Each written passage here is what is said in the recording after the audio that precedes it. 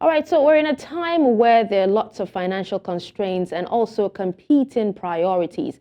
Now, can you tell us what do you think is the economic rationale or justification for allocating 5 billion naira to a presidential yacht?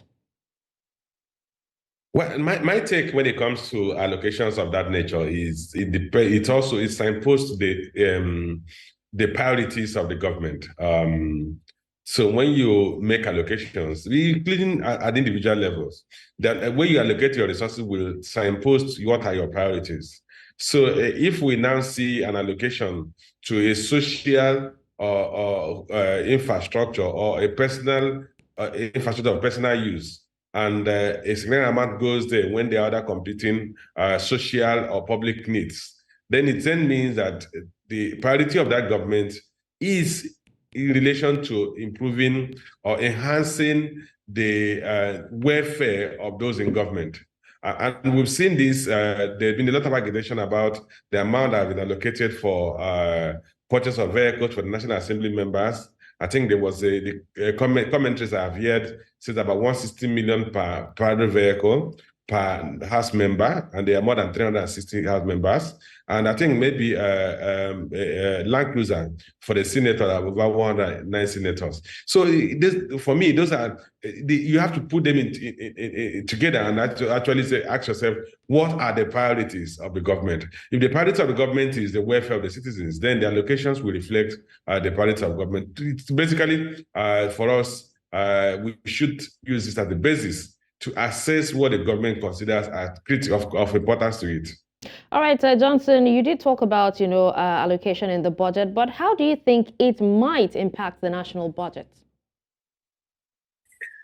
When we talk of impacting the national budget, of course, you have an estimated supplementary budget about 2.176 trillion naira. So every component of this estimated budgetary provision will have impact.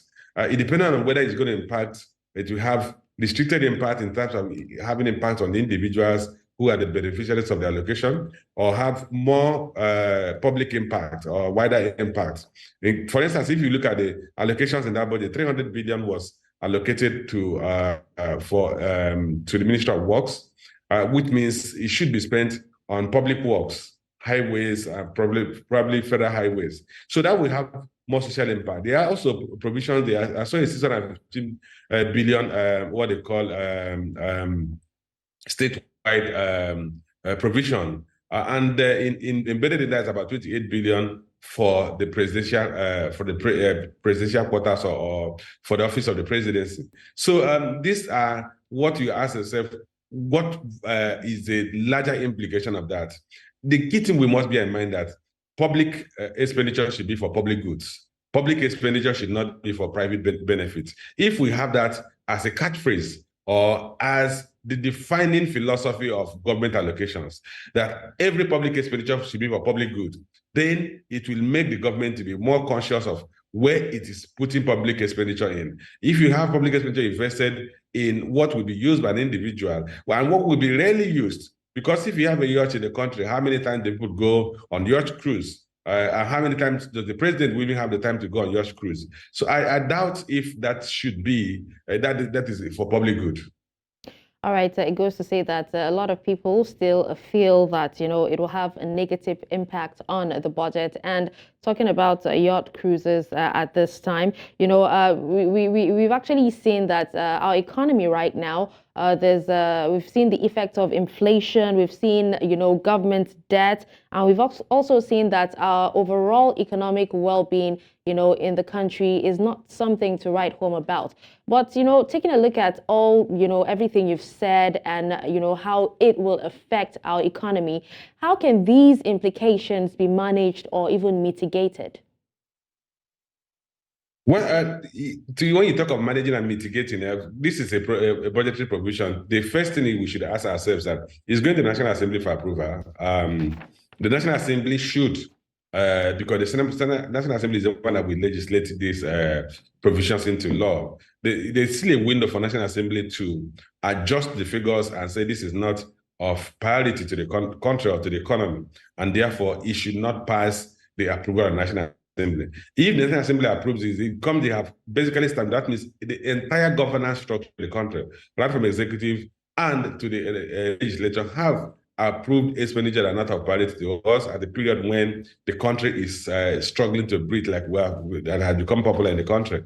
So ordinarily, if you have an effective checks and balances in the system, the National Assembly, given the outcry that has followed these provisions, the National Assembly should be able to ask the president to go back and adjust those figures. So there's still a window for remediation. Then if that doesn't happen, then what is left is for the public, for civil society to now increase the decibel of their outcry, their voices, to compel the government not to spend on items that are not critical at the point when we are largely borrowing most of the money we are spending.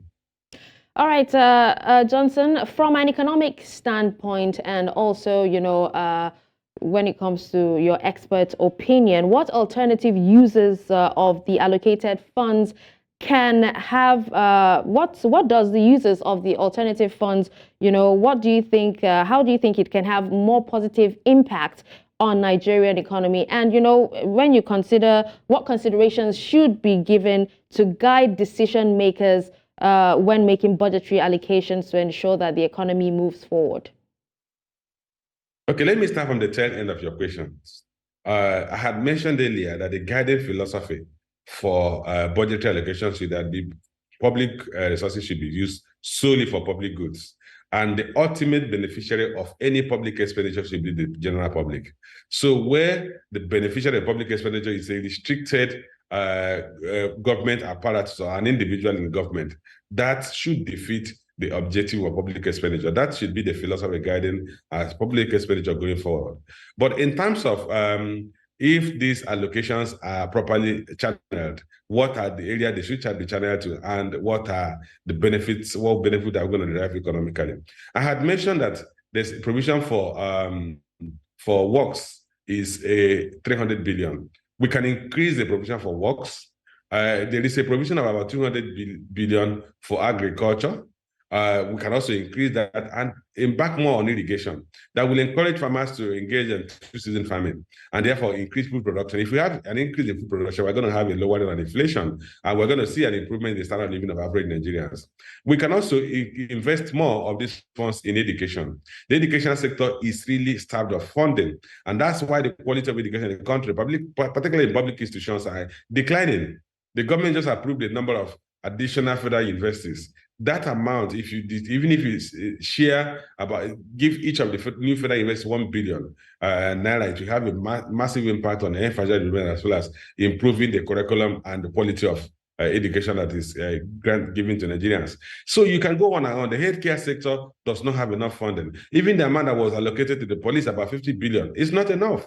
The police has actually been overwhelmed by the level of crime or criminality in the country that the military is now providing basic police functions. And you're giving police 50 billion. You can as well increase that. I can go on and on. There is actually no sector of the economy that is getting enough funding today. Particularly the most critical sectors of the economy are not getting enough funding. So if we have to veer, like they say in budgetary terms, these funds to the more critical sector, you could go to Ministry of Works, you could go to Ministry of Agriculture, you could go to education sector, you could go to even the social impact investment and power sector. We don't have effective transmission grid, and that transmission grid is still basically owned by the federal government. We can also build additional hydropower plants.